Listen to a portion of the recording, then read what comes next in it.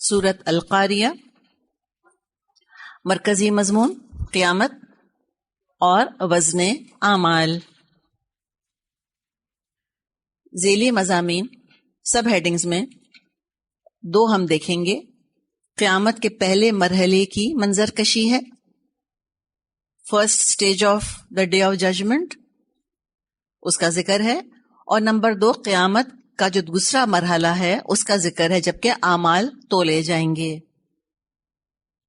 قیامت کا پہلا مرحلہ جو دنیا میں ہوگا، اور پھر اس کے بعد اگلا مرحلہ جبکہ اعمال تولیں گے۔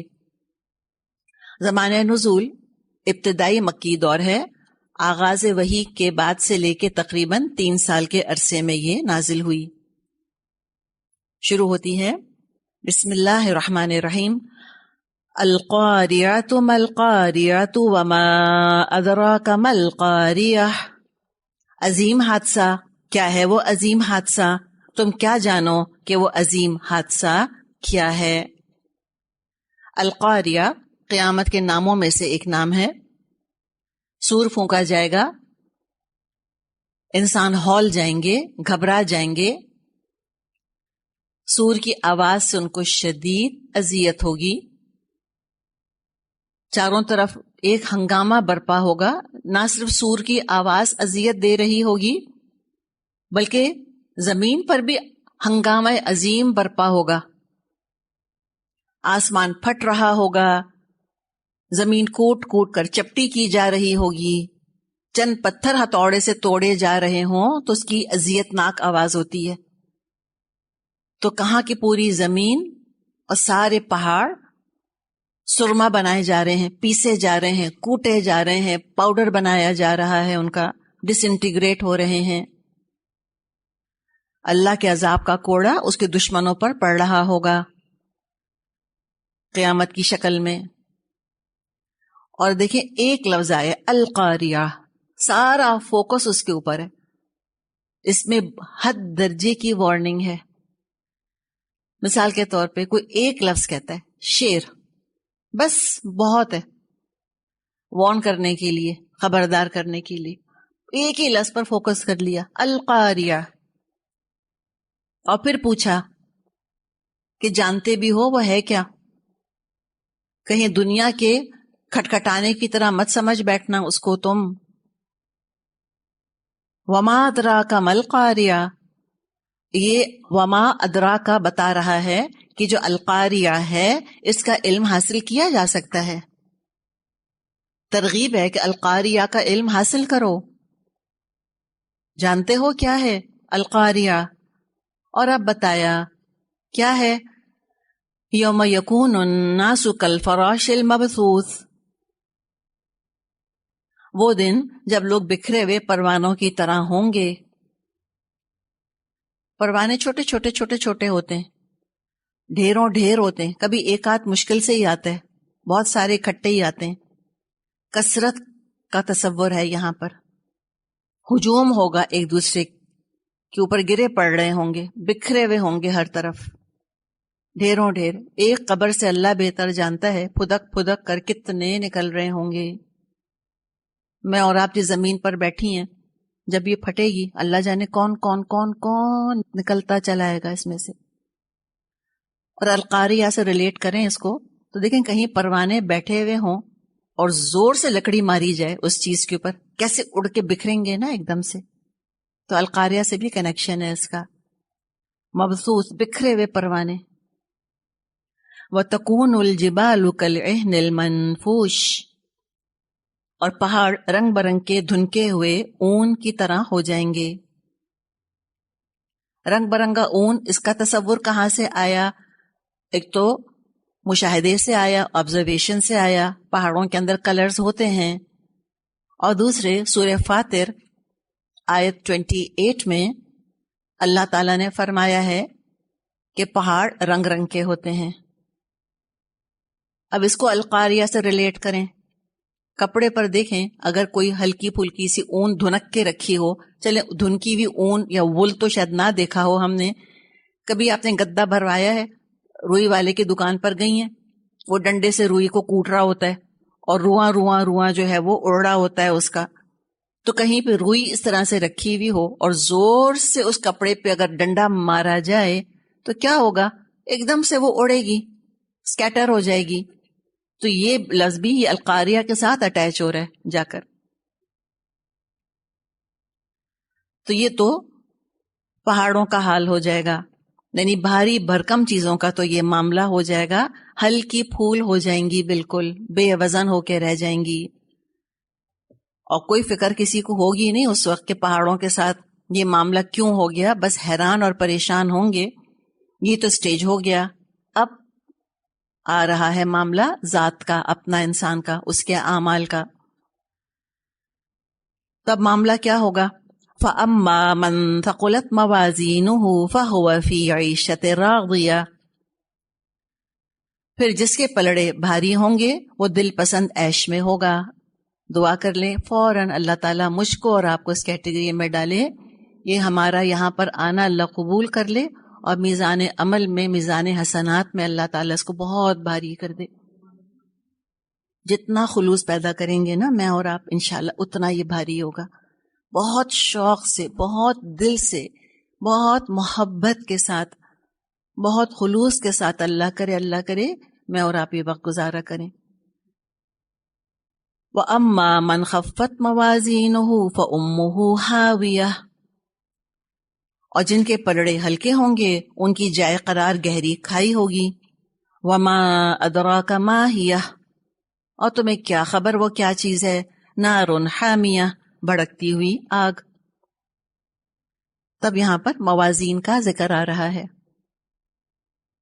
موازین بیسکلی پلورل ہے، جمع ہے، اور علماء نے اس کو دو چیزوں کی پلورل بتایا ہے. معنوں میں فرق کچھ نہیں پڑتا، بات ایک ہی ہے، لیکن علم حاصل کرنا اچھا ہی ہوتا ہے. ایک تو موازین کے بارے میں رائے ہے کہ یہ میزان کی جمع ہے. میزان سمجھتے ہیں؟ ترازو، بیلنس. اچھا، یہ تو ہمیں پتا ہے کہ اعمال تلیں گے ہمارے، تو اس کے لیے ایک میزان کافی نہیں ہے. تو یہ بھی آ سکتا تھا کہ فَأَمَّا مَنْ ثَقُلَتْ میزان، یہ آ سکتا تھا نا. تو یہ میزان لفظ تو نہیں آیا، واحد تو نہیں آیا، جمع آیا ہے نا. اس سے کیا پتا چل رہا ہے؟ علماء یہ کہتے ہیں، اور کچھ احادیث کی روشنی میں کچھ استنباط کیا گیا ہے. ان کا یہ خیال ہے کہ قیامت کے دن صرف ایک میزان نہیں ہوگا، طرح طرح کے میزان ہوں گے، طرح طرح کے ویئنگ بیلنس ہوں گے، بہت سارے میزان ہوں گے. کسی میزان میں اعمال تلیں گے، کسی میزان میں نیتیں تلیں گی، کتنی خالص نیت اور کتنی ناخالص. اور ایسے بھی میزان ہوں گے جن میں انسان تلیں گے. یہ کیسے پتا چلا کہ انسانوں کو تولنے کا بھی کوئی میزان ہوگا، کوئی بیلنس ہوگا؟ حدیث آتی ہے عبداللہ بن مسعود رضی اللہ عنہ کے بارے میں. دبلے پتلے صحابی تھے، لیکن ہم جانتے ہیں کہ کس قدر فرما بردار اور وفادار تھے نبی اکرم صلی اللہ علیہ وسلم کے. احادیث کے بارے میں علم حاصل کریں تو پتہ چلتا ہے کہ ابن مسعود نبی اکرم صلی اللہ علیہ وسلم کے انتقال کے بعد جب کوئی حدیث بیان کرنے بیٹھتے تھے تو کانپنا شروع کر دیتے تھے. اتنے آپ صلی اللہ علیہ وسلم ان کو یاد آتے تھے، اور اتنی ذمہ داری کے ساتھ وہ حدیث بیان کرتے تھے کہ کانپ اٹھتے تھے. پھر کہتے تھے کہ میرے دوست نے، میرے خلیل نے، میرے محبوب نے، ایسے ایسے الفاظ استعمال کرتے تھے کہ انہوں نے یہ بات ارشاد فرمائی. تو ابن مسعود ایمان کے لحاظ سے آپ دیکھیں کیسے تھے، کتنے قیمتی، لیکن جسمانی طور پہ دبلے پتلے تھے. ایک دفعہ کا واقعہ ہے کہ کہیں درخت وغیرہ پہ کوئی چڑھ رہے تھے، وہ صحابہ ان کو دیکھ رہے تھے تو ان کی پنڈلیاں نظر آئیں جو کہ پتلی پتلی تھیں، بہت بھاری بھرکم نہیں تھیں، بہت فزیکلی اسٹرانگ نہیں تھے. تو اب صحابہ کی معصومیت دیکھیں کہ وہ ہنسنے لگ گئے. ایسے انسان بھولپن میں ہنس پڑتا ہے نا کبھی. تو آپ صلی اللہ علیہ وسلم نے فرمایا کہ ابن مسعود کی پنڈلی قیامت کے دن احد سے زیادہ بھاری ہوگی میزان میں. تو اس سے پتہ چلتا ہے کہ انسان بھی تلیں گے. اور بعض احادیث میں یہ بھی ذکر آتا ہے کہ کوئی شخص موٹا تازہ، اللہ کے ہاں وہ مچھر کے برابر بھی اس کا وزن نہ ہوگا، کوئی ویٹ نہیں ہوگا. اچھا، اب جب ہم میزان کے بارے میں پڑھتے ہیں تو عام طور پہ ہمارے دماغ میں وہ جو کوٹس کے سامنے میزان آتا ہے نا 2 پلڑوں والا، اس کا تصور آ جاتا ہے نا، کہ 2 بیلنس. ہمیں کیا خیال آتا ہے کہ ایک پلڑے کے اندر نیکیاں ہوں گی، ایک پلڑے کے اندر گناہ ہوں گے اور وہ تل رہے ہوں گے. یہی خیال آتا ہے نا، بچپن سے دماغ میں تصور یہی بیٹھا ہوا ہے. جب ہم قرآن پڑھتے ہیں، قرآن 2 پلڑوں والے ترازو کا تصور نہیں دیتا ہم کو. ایسا بیلنس نہیں جس کے 2 پلڑے ہوں گے. قرآن ہم کو تصور کس کا دیتا ہے؟ جیسے ہماری وینگ مشین ہے، اللہ معاف کرے اس سے ہم کو کبھی جو خوشخبری سنا دیا کرے کوئی، اس کا تصور آتا ہے. یہ اسپرنگ بیلنس دیکھا ہے آپ نے؟ وہ لگا ہوا ہوتا ہے دیوار پہ، پھر کوئی چیز ہک کے ساتھ آپ ٹانگ دیں، پھر وہ آپ کو ویٹ بتا دیتا ہے کہ یہ اتنے کی ہے. تو اس طرح کا تصور دیتا ہے قرآن ہم کو، ایسے میزان کا، وینگ مشین ٹائپ کا یا اسپرنگ بیلنس کی قسم کا کوئی وزن ہے. اچھا، تو ایک میزان کی جمع بتائی گئی ہے موازین. دوسرا جو اوپینین ہے، جو دوسری رائے ہے کہ موازین جو ہے یہ دراصل موزون کی جمع ہے. موزون کیا؟ تولی جانے والی چیز. میزان تولنے کا آلہ اور اس کی جمع موازین، یا موزون تولی جانے والی چیز اس کی جمع موازین. تو مراد ہے یہاں پہ کہ جس کے اعمال بھاری ہوئے، موزون، تو وہ تو پھر دل پسند زندگی میں ہوگا. اچھا، اب بات یہ ہے کہ کیا ہر انسان کے اعمال تلیں گے؟ ہر انسان کے؟ جواب نہیں، ہر انسان کا عمل نہیں تلے گا. صرف ایمان والوں کے اعمال تلیں گے، کافر کے اعمال نہیں تلیں گے. اور قرآن میں کلیئر ذکر آتا ہے اس کا. ایک تو سورہ فرقان آیت 23، اللہ تعالیٰ نے فرمایا ہے کافر کے اعمال کے بارے میں، وَقَدِمْنَا إِلَى مَا عَمِلُوا مِنْ عَمَلٍ فَجَعَلْنَاهُ هَبَاءً مَنْثُورًا. ہم ان کے بڑے بڑے اعمال کی طرف بڑھیں گے اور ان کو ہم بکھرا ہوا غبار بنا کر اڑا دیں گے. لگتا ہے ایک ٹھوکر لگے گی ان کے اعمال کو، بڑے بڑے اعمال ان کے بے وزن ہو کے رہ جائیں گے. کیوں؟ بات یہ ہے کہ الحق کی خاطر نہیں کیے، یوم الحق کو سامنے رکھ کر نہیں کیے، بغیر ایمان کے عمل کیے تو قیامت کے دن کوئی وزن نہیں ہوگا. اس لیے کہ قیامت کے دن حق کا وزن ہوگا. ان کے پاس تو ایمان ہی نہیں تھا، تو ویٹ لیس ہوں گے، ورتھ لیس ہو جائیں گے ان کے سارے اعمال. اور کلیئرلی اللہ تعالیٰ نے یہ بات سورہ کہف میں ارشاد فرمائی ہے، آیت 103، 104، 105 میں فرمایا، قل، اے نبی صلی اللہ علیہ وسلم کہہ دیجئے ان سے، هل ننبئکم بالاخسرین اعمالا، کیا ہم بتائیں تم کو اعمال کے لحاظ سے کون سب سے زیادہ نقصان میں ہے؟ اللہ نے خود ہی جواب دیا، الذین ضل سعیہم فی الحیاۃ الدنیا وہم یحسبون انہم یحسنون صنعا. یہ وہ لوگ ہیں جن کی ساری کوششیں دنیا کی زندگی میں گم ہو کر رہ گئیں اور وہ اپنی طرف سے یہ سمجھتے رہے کہ بہت اچھے اچھے کام کر رہے ہیں. فرمایا، اولئک الذین کفروا بآیات ربہم، یہ وہ لوگ ہیں جنہوں نے اپنے رب کی آیات کا انکار کیا، وَلِقَائِهِ، اور اللہ سے ملاقات کا انکار کیا. یعنی نہ اللہ پر یقین تھا، نہ قیامت پر ان کو یقین تھا. جب اللہ اور قیامت کو نہیں مانیں گے تو رسول کو ماننے کے تکلف کرنے کی کیا ضرورت ہے ان کو؟ آٹومیٹکلی جو اللہ کو نہیں مانتا وہ رسول کو بھی نہیں مانتا. تو فرمایا، اولئک الذین کفروا بآیات ربہم ولقائہ، یہ وہ لوگ ہیں جنہوں نے کہ کفر کیا اللہ کی آیات کا اور اللہ سے ملاقات کا. تو کیا سزا دی اللہ نے؟ فحبطت اعمالہم، اللہ نے ان کے اعمال حبط کر دیے، برباد کر دیے. اور فرما دیا کیٹیگوریکل، فلا نقیم لہم یوم القیامت وزنا، قیامت کے دن ان کے لیے وزن کھڑا بھی نہیں کیا جائے گا. قیامت کے دن ہم ان کے لیے وزن کھڑا بھی نہیں کریں گے. فلا نقیم لہم یوم القیامت وزنا، ہم ان کے لیے ترازو کھڑا ہی نہیں کریں گے اس دن. تو کافر کا تو معاملہ سٹریٹ اوے وہیں کا وہیں ختم ہو جائے گا کہ ایمان نہیں ہے، قصہ ختم. تلیں گے کس کے؟ ایمان والوں کے تلیں گے. اب ایمان والوں کے اعمال تولیں گے. کیوں تولیں گے؟ اگر ہر ایمان والے کو ڈائریکٹ جنت میں ڈالنا ہے اور ایمان کی وجہ سے سب جنت میں چلے جائیں گے تو تولنے کا کیا فائدہ؟ اس سے کیا پتا چلے گا کہ ہر ایمان والا جنت میں نہیں جائے گا؟ سمپل. تو ایمان والے جنہوں نے کلمہ پڑھا اب ان کے اعمال تولے جائیں گے، دیکھا جائے گا اپ ٹو دا مارک ہیں یا نہیں ہیں. کیا کیا دیکھا جائے گا؟ کوانٹٹی اور کوالٹی، کیفیت اور کمیت، دونوں چیزیں. اور ایک ایک عمل کی جزا سزا نہیں ہوگی. ہر گناہ پر سزا نہیں ملے گی، ہر نیکی پر اجر نہیں ملے گا. کیا تولے گا؟ نیکیاں تولیں گی. بس نیکیاں تولی گئیں، پتا چلا کہ کوالٹی اور کوانٹٹی ان کی ٹھیک ہے، بس کامیاب. ایک تھریش ہولڈ پار کر گئی اگر وہ، تو الحمدللہ کافی ہے. یعنی اگر 51% نیکیاں ہیں مثال کے طور پہ، کامیاب ہے وہ شخص. That's it. تو وہ عیشہ راضیہ میں ہوگا، دل پسند زندگی میں ہوگا. تو یہاں پر اب اللہ ہی بہتر جانتا ہے کہ وہ کیا معیار ہوگا جس پہ اللہ جج کرے گا لوگوں کو. ٹھیک ہے نا؟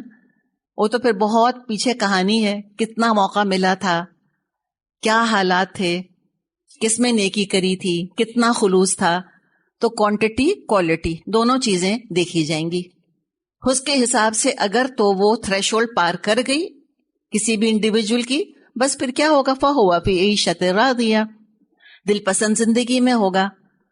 اب تک جو صورتیں ہم پڑھتے چلے آئے اس میں اس شخص کا بیان آیا تھا، مسفرہ، ضاحکہ، مستبشرہ، ناعمہ، یہ پڑھا تھا ہم نے اب تک. اور یہاں پر زندگی کا بیان آ رہا ہے، کوالٹی آف لائف کا، اس لیے کہ اعمال کی کوالٹی کا ذکر ہے نا یہاں پہ. تو کوالٹی آف لائف کا ذکر ہے کہ زندگی بہت اچھی ہوگی. اللہ کرے میں اور آپ اور ہماری تو اگلی پچھلی 7 پشتیں اسی کیٹیگری میں ہوں. اللہ ہمیں عمل کی توفیق عطا فرمائے، خلوص عطا فرمائے. اب دوسری کیٹیگری کیا ہے؟ وَأَمَّا مَنْ خَفَّتْ مَوَازِينُهُ، اور جن کے پلڑے ہوئے ہلکے. خفت یعنی اعمال خاص معیار تک، ڈیزگنیٹڈ تھریش ہولڈ تک نہیں پہنچے، نہ کوالٹی میں نہ کوانٹٹی میں، نہ تعداد زیادہ تھی کہ خلوص کی کمی پوری کر دیتے کہ بھئی روز 1000 نفل پڑھتے تھے، چلو خلوص نہیں تھا، کوانٹٹی تو تھی نا، چلو فائن. نہ تو 1000 نفلیں نکلیں، اور نہ یہ تھا کہ جو عمل تھوڑا سا کیا اس میں خلوص بہت ہوتا. بھئی 2 بھی نفل پڑھے تھے تو بہت عمدہ پڑھے تھے، وہ بھی نہیں نکلا. تو نہ تعداد زیادہ کہ خلوص کی کمی کو پورا کرتی، نہ اخلاص اتنا کہ وہ تعداد کی کمی پورا کرتا. تو کیا ہوا؟ کوالٹی اور کوانٹٹی دونوں بلو ایوریج رہ گئیں. کوالٹی اور کوانٹٹی دونوں، کیفیت بھی نہیں اچھی، کمیت بھی نہیں موجود. تو اب سزا ملے گی، اور سزا کے طور پہ حاویہ میں جائے گا. اور پھر پوچھا گیا وما ادراک ما ہی، جانتے ہو وہ ہے کیا؟ نار حامیہ، وہ تو بھڑکتی ہوئی آگ ہے. اور یہ لفظ دیکھیں فَأُمُّهُ حاویہ، اس کی ماں حاویہ ہوگی. ماں سے تشبیہ دی گئی ہے. ماں جیسے اپنے بچے کو پیار بھری گود میں لے کر ہر طرح کی تکلیف سے بچا لیتی ہے اور پھر چھوڑتی نہیں بچے کو، تو حاویہ اسی طرح اپنی آگ بھری گود میں لے کر ہر طرح کی تکلیف پہنچائے گی اور چھوڑے گی نہیں، الا یہ کہ اپنے گناہوں کی مقدار سزا بھگت کر اور اللہ تعالیٰ کسی کو نجات دے دے. تو جس نے صدقے دل سے، سچے دل سے کلمہ پڑھا ہوگا، جس کے دل میں رائی کے دانے کے برابر بھی ایمان ہوگا، الٹیمیٹلی وہ نکال لیا جائے گا. لیکن ہم نے جو بات کی ہے یہاں پر وہ یہ کہ اگر نیکیاں مناسب مقدار کی نہیں نکلی تو پھر جہنم میں تو جانا ہے. اللہ تعالیٰ مجھ کو اور آپ کو اپنی پناہ میں رکھے.